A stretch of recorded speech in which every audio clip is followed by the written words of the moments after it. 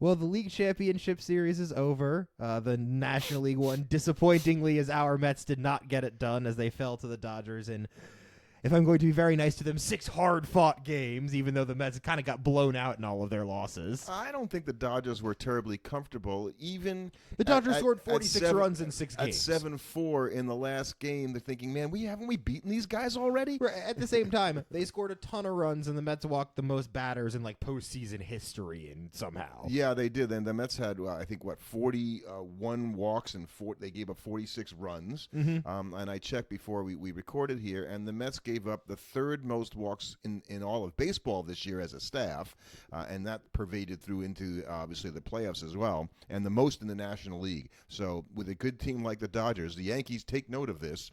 They're gonna don't be walking people. Don't be walking people because they will be patient. They're not gonna go chasing pitches, and that was a big difference in that series. As two people that did watch the Mets the entire year this year, their flaws came out in that series. We were joking that it was the May Mets returned.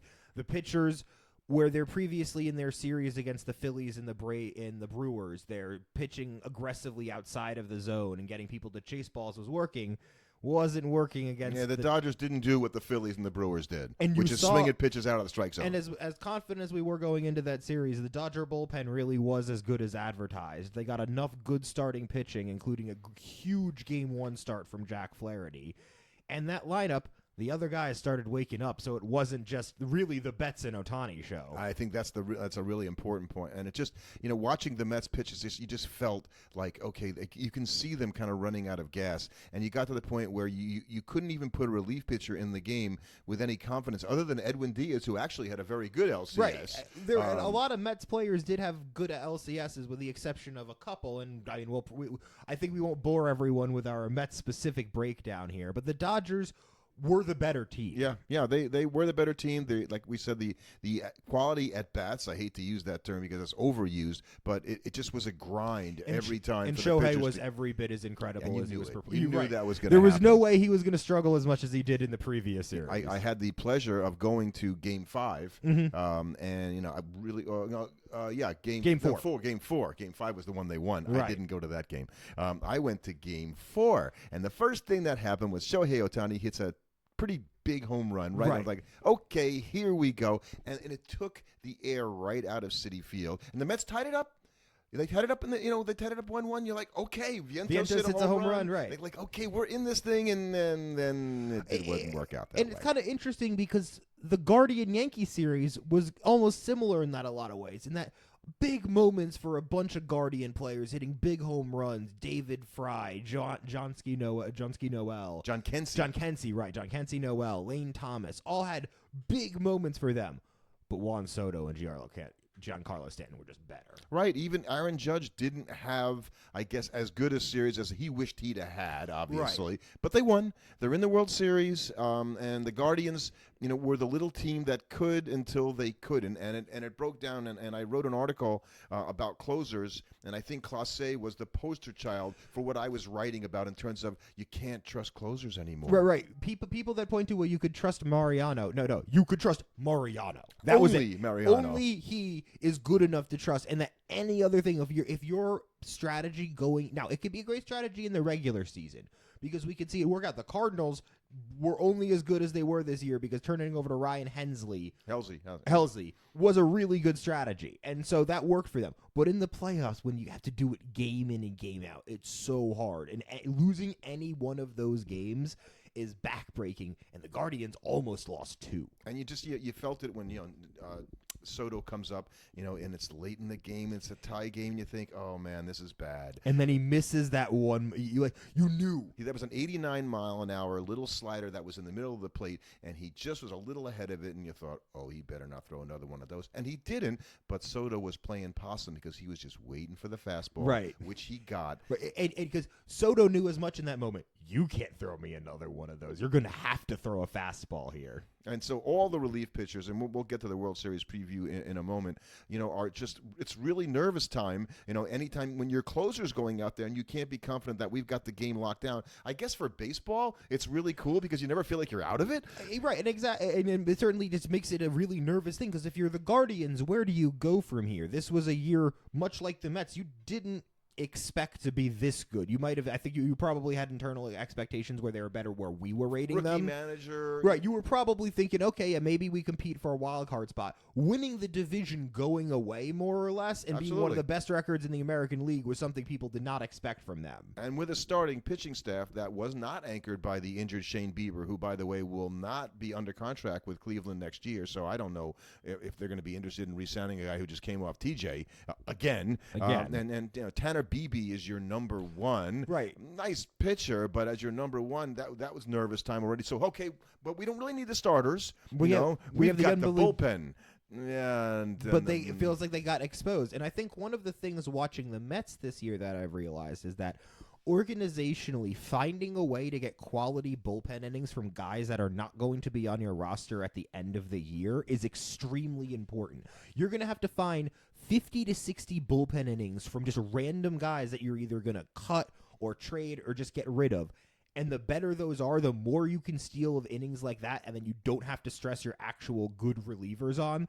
That's going to be the difference. Right. You know, the Michael Kopech, who the Dodgers brought over, you know, I guess was a starter, now as a relief pitcher, and has been pitching extremely well. He wasn't overused this year. And so now when he's in the playoffs, he's actually got some gas left in his tank. Whereas with the Mets, you saw the Mets pitchers pretty much across the board ran out of gas. Manaea did not. He had nothing in that last Manaea had nothing, but then you got, okay, and I was tweeting I was Xing during the game. Hey, you still call it tweeting. Whatever it is. Don't give Elon that satisfaction.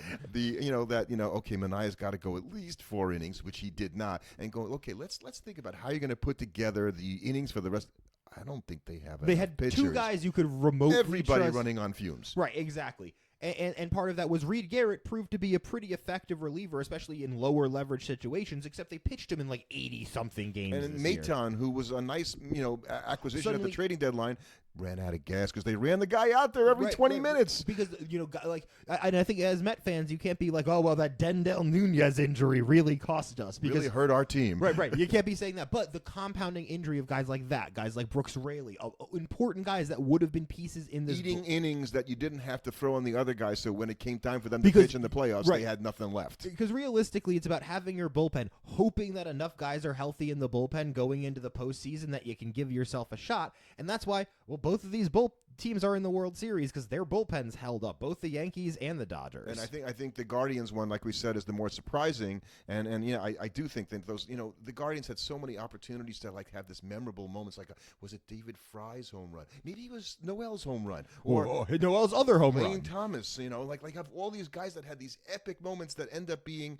in a losing cause, and it will be mostly forgotten by anybody who isn't a Guardian fan. And if you're a Guardian fan, you're a little nervous going into next year because you've got 2 young teams in the Royals and the Tigers that are nipping at your heels. Now, you're a young team, too, so that's the one good thing going for you is outside of Jose Ramirez, it's not like you're a team of veterans that are, aging out rapidly. But all 3 of those teams are going to be in the mix, and considering none of those are what we would describe as traditionally big market teams, right? Whichever one of those teams most can, effectively utilizes their off season's probably going to be the one that determines it, because they're all going to look to add to make what were playoff teams even better. And we were saying before the playoffs began that the Guardians lineup was a little light, that they're hitting because, obviously they got Jose Ramirez, they've got Stephen Kwan, they've got Josh Naylor, who had 31 homers this year. Quiet postseason, but he's still getting David Fry. Had an unbelievable good season, good postseason, but that's it, right? Right. Bo Naylor was, anemic at the plate. Andres Jimenez does not look like the player he flashed. Noel hit like 210 this year, so he had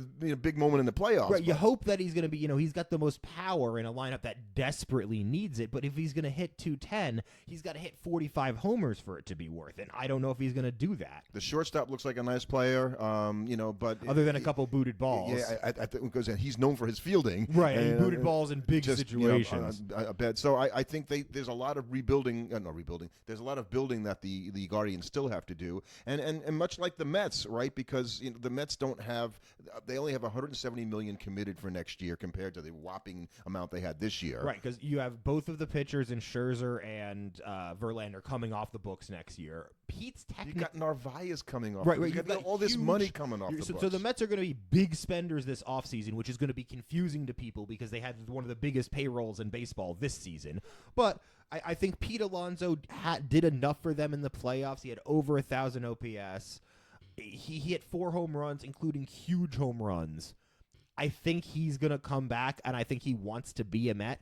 So unless some other team comes in and just blows out whatever the Mets were willing to offer him, I think he'll come back. Yeah, barring some crazy contract, which I don't see happening, where he would get $250 million for 8 years Mariners or something come like in and that. offer him $6 for $240. I don't know at that point. Then I think Vientos might be the Mets right, first right. baseman. And if that's the case, like, okay, I can't fault him for taking that kind But of if he wants to be a Met, he's going to get a big contract. It seems like he wants to be there. The Mets have made deals with guys they've let go to free agency and made long-term deals with Boris clients, i.e. Brandon Nimmo, who we're hoping can recover from his plantar fascia. That's a nagging injury, but I assume that by next spring it's going to be better. And then the Met pitchers, you've got Senga coming back next year. You have to hope he's going to be who he is. Right. Christian Scott isn't pitching next year. He's not going to pitch. So Peterson and Senga right now. Paul Blackburn, who Met fans themselves have forgotten, they brought him over. He's still on the IL for another 4 to 5 months. But he is under contract for the next 2 years, so he's going to be pitching for the Mets. Right, but he's only going to be starting his rehab as the season starts, so he's not going to be up until like June at the earliest, most likely. So they've got a lot of pitching to go out and get, including in the bullpen too. Including in the bullpen, and we just talked about the fact that they've got to have double deep bullpen in order to get the guys not too tired at the end of the season. But we are at the end of the season, and Rob Manfred's dream has come true. The Dodgers are playing the Yankees in the World Series. Yeah, I think and Major League Baseball rejoices. I think Major League Baseball's loving this. Japan is loving this. Japan's because the advertisers are loving this. Yes, East, West, the 2 biggest markets in baseball, the 2 biggest franchises, the 2 leaders in attendance in each of their leagues. The Dodgers drew 3.9 million. Well, they just there have been teams that have the Blue Jays drew over 4 one year. I think the Dodgers may have done it, but I'm not, going to say. So if there's 81 home games and they're almost at 4 million, you're talking about almost 50,000 people average per game went to Dodger games. Wow, the Yankees were all the way down at 3.3. All the way. So they had a little over 40,000 a game, and so I had to check the Mets because I'm a Met fan. What do you think the Mets drew? They this weren't year? good this year. 2.3 million, and I got it. Now they were lousy for a while, so people weren't going to the games at that point in the season. Compared, there was 2 months of the season where it was not fun to be a Met fan. But that's certainly got to change. So you've got the big franchises; they spend the most money. I think the Dodgers spent $340 million, and then the Yankees $327 million, or something like that this year. So you've got it all in place. You rarely have the 2 of the 3 best records playing each other in the World Series. I think the Phillies had a better record than the Yankees did, but the Dodgers and the Yankees for each of their leagues had the best record. Yes. It's a dream matchup. It's the 12th, Judge versus Ohtani. It's the 12th matchup between the Dodgers and the Yankees. But really the first in, I won't call it the modern era, but first in the long while. In 1981. And so those first 11 World Series that they played against each other, the Dodgers and the Yankees, took place between 1920 and 1963. And so that was only 43 years.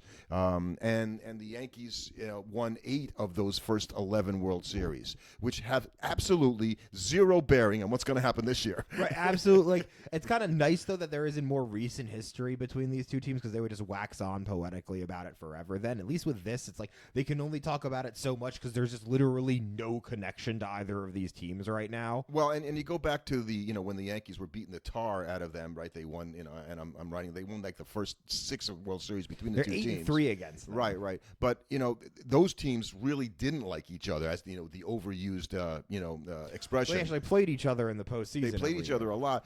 It's not the same thing now, right? So even the 1977-78 Yankees who won and the 81 Dodgers who actually, were able to win that World Series, those 2 teams didn't like each other because that was, 3 World Series in 5 years. So that, there was a rivalry. There was a real rivalry. Now, they're all a bunch of billionaires, millionaires, and they'll try to win the game on the field. There's just not going to be any animosity. There's no animosity. There's just not going to be any fights. There's not going to be any of that kind of stuff. And unless Chisholm instigates something.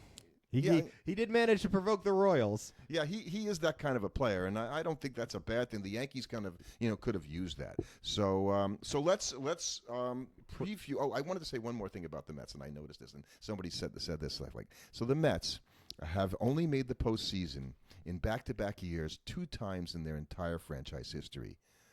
Man, that's awful. That's that. Yeah, it doesn't give you a lot of hope for next year. 1999 and 2000, and 2015 and 2016, when it includes the horrible game that Madison Bumgarner pitched, and the Mets lost in one game. So that's a postseason. I've been alive for both of those. Shouldn't even count. So really, that's maybe why they seem like they're a better team to me. At least they make the playoffs a little more consistently. So yeah, but the Yankees and the Dodgers lead the World Series contestants in terms of times played over the Yankees and the Giants. The Giants and the Yankees have only played 7 times compared to. I guess the last time the Yankees and the Giants played was 1962. So I think it's interesting because you've got two teams that are actually more similar than you'd think. Both teams are relatively light on starting pitching. Yep. You would say, yes, the Yankees can throw 4 starters, but that feels like you're really only expecting anything out of 2 of them, I'd say. I'm with you all the way on this. Now Clark Schmidt actually had a very good year for the Yankees, but to think that he or Luis Gil are going to go deep into a game, into a postseason World Series game. I expect Garrett Cole will give his Garrett Cole best. Right, which to me is why I think maybe I'm revealing this a bit early, but I think Rodon might be the X factor in this World Series. A nightmare statement to every Yankee fan. Yes, I think Yankee fans themselves are nervous every time he takes the helm. But if they get even one really good start from Rodon, that could be the difference in this series because the Dodgers have maybe 3 starters that they can rely on if you're going to count Buehler. Relying on them is right. They're going to 3 starters they'll use. They've already planned to do a bullpen game in Game 4. So, that's going to happen, and I guess Luis Gil will probably pitch, or Schmidt, but I think it'll be Gil, right? So against the bullpen in Game 4. You need quality starts from Flaherty and Yamamoto. So we have also the managers of the 2 teams, and they are. There's a lot of parallels between Boone and Roberts, and yet a lot of contrasts. So they're 1 year apart in age. Boone went to USC, and Roberts went to UCLA. They attended the university at the same time, so they played each other in college. These guys have been seeing each other for over 30 years. Right, but I think the more important time of them facing each other wasn't in college, but when they were in the pros, because Boone was the one that hit the big home run against the Red Sox in the playoffs in 2003, and we ourselves have waxed poetically about Dave Roberts' stolen base in the 2004 series between the Red Sox and the Yankees. So, you try to drum up this, sort of rivalry between the 2 guys. They were never on a team together. They other than playing each other against each other when they were in the league. They both played for Cleveland, just not at the same time. Not at the same time. So they've kind of been circling each other for over 30 years, and it's kind of interesting that they come to this moment where they are both the skippers of the 2 most famous teams in Major League Baseball. And both are franchises, despite how storied they are. They're both in need of a World Series. The Dodgers really want to get one so they can throw off the yoke of the Mickey Mouse ring that everybody teases them about for winning in 2020. Because, yes, it's a World Series, but it was also a shortened season World Series, and no one's ever going to trade. Even if there's no asterisk there, everybody kind of mentally inserts one. Right. And the Dodgers did win a World Series in 88, but they had the funky one in 81 when they beat the Yankees because that was a 100-game season that was split into 2 halves. So you have 2 of their last 3 World Series championships in kind of weirdy seasons. Right. So they want to get this one, and the Yankees haven't been to the World Series in, since 2009. Correct. When they beat the Phillies, and so they're looking to get one. And then, unfortunately, that means if they're going to be on Fox, we're going to have to listen to A-Rod wax poetic about his triumphs in that World Series, because that was the one where he got MVP. Yeah, that's the one where he redeemed himself. That's the one where he really did carry them. The reason he can show his face in Yankee Stadium. He won them that World Series. So actually, I like A-Rod as a commentator. But he's better than Jeter. So and so if you had to pick, players that are going to emerge in the World Series and that are not named Soto and Judge and Stanton and Ohtani and Betts and Freeman. Right. If we're picking guys outside it, I think I'm already kind of spoiled in my Yankee one, and I think Carlos Rondon is going to be the big difference maker. And I think it's going to be a combination of Max Muncy and Will Smith. And those guys turned it around a lot. Even Chris Taylor was looking better at the plate at the end of that. Right, but those 2 were in the lineup the whole series. Muncy woke up, and him waking up in the lineup takes so much pressure off the fact that they don't really have Freddie Freeman. And so, he's going to play. Who's going to play? But he can. I just think if you look at those 2 teams, I go, you know what?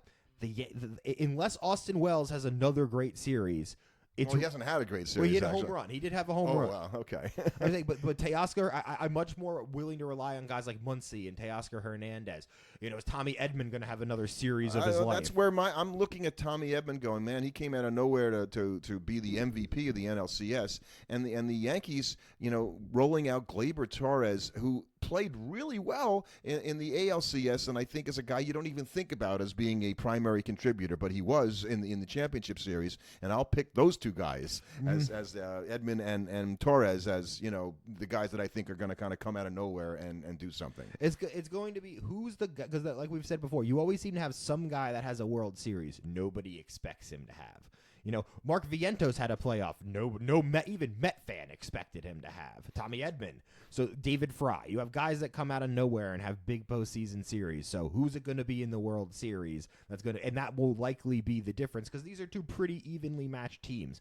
You've got 3 superstar lineups with the third guy in Stanton and Freeman not fully being 100%, though I think Stanton's much closer to that. I agree with that. Now. I think he's fine. He's fine right now, but you would rank them both as the third stars, and then you've got a bunch of other guys that you can kind of question how much they're going to give you. You've got really good, I would take Yamamoto or Garrett Cole in any one postseason start, but then it's question marks all the way down behind them. 100% agree. And the invincible Luke Weaver has already been defeated. Well, look, every closer is vulnerable, right? But the Yankees were already questioning what was going on there, and if now Luke Weaver is suddenly vulnerable, their bullpen, I think, is nowhere near as vaunted as the Dodger bullpen. So if those starting pitchers and that lineup can't get them leads and shrink the game, it's going to be really hard. They might run into the same buzzsaw that the Mets ran into. And I think the Dodgers are certainly on a hitting hot streak. One thing that I am a little concerned about for the Dodgers is they didn't really play a lot of close games because they beat the hell out of the Mets, and the prior series they beat the hell out of the Padres.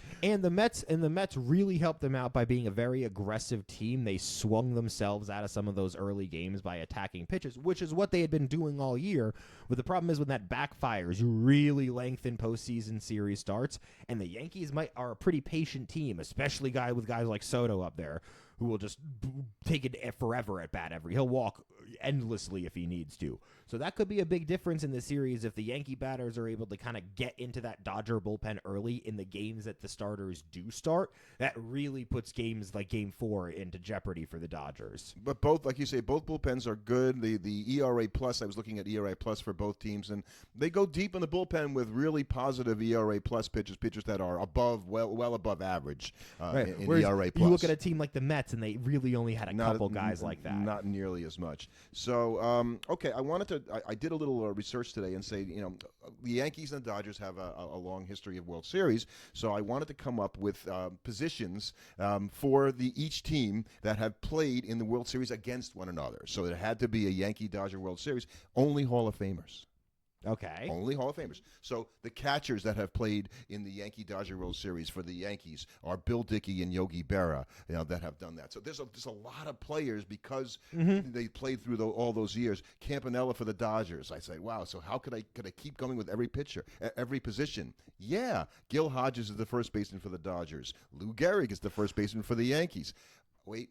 No, Gehrig did not play in a World Series. Oh, no. I guess I blew it, right? Because he didn't. Their Dodgers were in 1920, and they didn't get back to the series in 41, and Gehrig was done already. So I'm wrong with Gehrig. Oh, no. That blows the whole thing because I had Lazari and Joe Gordon at second base. With Jackie at second base. Wade Boggs. I had to dig for a third baseman. Wade Boggs. Right. And these were just people, these were Hall of Famers that appeared. Right. They didn't have to play against each other. I'm sorry. They just appeared in World Series. That was my mistake. So Gehrig would be okay. He played in World Series for one of the two teams. That was what it was. Right. So you just have, and you got like the Yankee outfield where you have Ruth and DiMaggio and Mantle, and you guys like Reggie Jackson and Dave Winfield. You have just all of these. Earl Combs, come on. And Zach Wheat, we're going way back. We've talked played about in the him. 1920 World Series. Joe Medwick played at the very end of his career, but he played in the 1941 World Series for the Dodgers. Duke Snyder obviously played in lots of World Series against the Yankees. And then the pitchers. Man, the Yankees had a lot of pitchers that are in the Hall of Fame, number one, because they were always good. So, you have guys, and by the way, a few of them who are in the Hall of Fame, and I'll mention those, who are only in the Hall of Fame really because the Yankees were so good. So, Lefty Grove, great pitcher, Hall of Famer. Wade Hoyt, another great pitcher, Hall of Famer. Whitey Ford, Catfish Hunter, Mike Mussina, Rich Gossage, and Rivera. I mean, that's pretty amazing. But you had Herb Pennock, who's in the World Hall of Fame, who just was on the Yankee teams when they just beat everybody to death. Red Ruffing, the same thing. Like, okay, if you look at their career stats, like, okay, they look like they had a lot of wins, but they weren't really that good. That great. So Koufax, Drysdale, Don Sutton, and Rube Marquardt for the Dodgers. And all. These are historical names that sort of pervade through this World Series in a way that no other two franchises could put together, even the Yankees and the Giants, if you did that. I also came up with guys that played for both teams that are Hall of Famers. Mm-hmm. So I didn't know that Ricky Henderson. I'd forgotten that he played for the Dodgers. Right. He played like No, he didn't play in a World Series for the Yankees or the Dodgers, for that he just matter. happened to play for both of the teams. Leo DeRocher played for the Yankees and the Dodgers. Leo DeRocher was better known as a manager, but he played all the way through the 30s and was a Hall of Fame manager, not a Hall of Fame player, but he is in the Hall of Fame. Paul Wainer, Big Poison, right. Played for both the Yankees. Now, he was a Pirate, except he played for both the Yankees and the Dodgers. Right, yeah, end of his career. And Tony Lazzari, who's best known as a Yankee, played 14 games for Brooklyn at the very end of his career. So he, too, was a guy who played for both teams. So it made me think, what if Juan Soto didn't sign with the Yankees next year? The Yankees win the World Series, and he went and he signed with the Dodgers. No one's talking about that. Like the Dodgers would I just go don't see how the Dodgers possibly afford that, but it's also the Dodgers, so they'll find a way. They'll find a way. So, and Will Soto, if he leaves the Yankees after this season, and let's say they win the World Series, does he turn into the baseball version of Kawhi Leonard? If he gets a title for Yankee fans, they'll build him a statue. They don't care. So I spoke to my friend Graham, who's from the Toronto area, and said, "Yep, Kawhi Leonard can do anything here in Toronto." And he was a guy who came in, played one season for the Raptors. They won the NBA championship, and then he's gone. And they love him forever to for death that because they got a title. So that's I what guess matters. The Yankees fans would say the same thing. Soto brings us a title. I don't care if he goes to Japan and plays or whatever it is. He's our guy, and we love Juan Soto. So, okay, it's time. Mm-hmm. It's time. Who are you going to pick? I got to pick the Dodgers. Oh, you're not make me pick the Yankees, are you? I mean, I'm not making you pick anything. You got to pick yourself. I'll pick the Yankees, and I'll pick the Yankees in 7 games because I think that the Dodgers are going to haven't played enough close games, and I think the Yankees have played more of those in the playoffs, and I just think that they're going to be better prepared for that. Dodgers in 5. Woo! Yankee pitching can't hold up. We're going to find out. I can't wait to watch it. It's going to be hard. I think that they'll get a win out of Cole, and I just think that it's going to be they'll get one out of Cole, and that'll be it. I think it's just going to be too hard for they just don't have enough starting pitching, and as good as the bullpen is, I think the Dodgers are just going to get into it too quick in most of the games. I think one thing's for sure on my part, if I was a betting man, I would be betting the over for runs in this They're going to score. So there's going to be, how many double-digit games do you think they will be when one team scores 10 runs or more? 3. Yeah, me too. I think 3 games, 10 runs. Now the Dodgers did better than that against the Mets in this series. I don't think they're going to walk the world like the Mets did, though. The Yankees. No. Well, nobody could do that. No. Right? Only the Mets could do something like that. So, it's been a great run as Met fans. It was a fantastic season. The World Series is between the 2 best teams, as you said, and we will come back with our World Series. I guess we'll do something, unless it's like epic during the World Series, right after the World Series. Yeah, it kind of depends on when this series ends. So, get vested in it. Get ready to watch. I wish there was a day game. They're not going to run one at 5 p.m. Eastern. They're not going to run one at 2 o'clock in the afternoon on the West Coast. I wish there could be like a Saturday afternoon game and not worry about taking on college football. You want to stay away from the NFL? Fine by me. But, let a kid watch the game in the daylight. One game. The games are now all on at 7 or 8 o'clock. They start at 8:10. And they're 3.5 hours, by the way. So right. But for the most part, they're much more watchable than they used to be. So okay, I guess I'm gonna say let's go Yankees. Oh God, yeah, that's awful.